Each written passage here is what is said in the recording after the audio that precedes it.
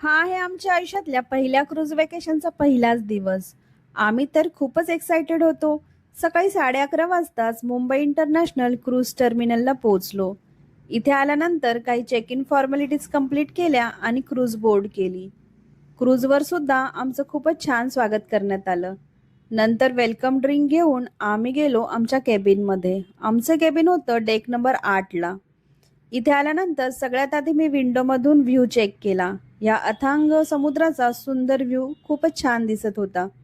नंतर आज काय काय ऍक्टिव्हिटीज आहेत या न्यूज लेटरमध्ये पाहून आम्ही गेलो लंच करण्यासाठी स्टारलाइट रेस्टॉरंटमध्ये. इथे तर लंचमध्ये इतके सारे ऑप्शन्स होते, नक्की खायचं काय हाच आम्हाला प्रश्न पडला. लंच एन्जॉय करून आम्ही परत आलो डेक नंबर 10 वरती. हा इथला आहे ओपन डेक. इथे काही फोटोज व्हिडिओज काढले आणि तेवढ्यातच सेल अवे पार्टी सुद्धा सुरू झाली.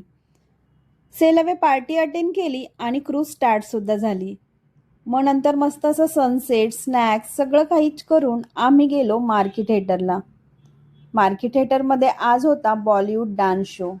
हा डान्स शो इतका सुंदर होता की संपूच नाही असं वाटलं.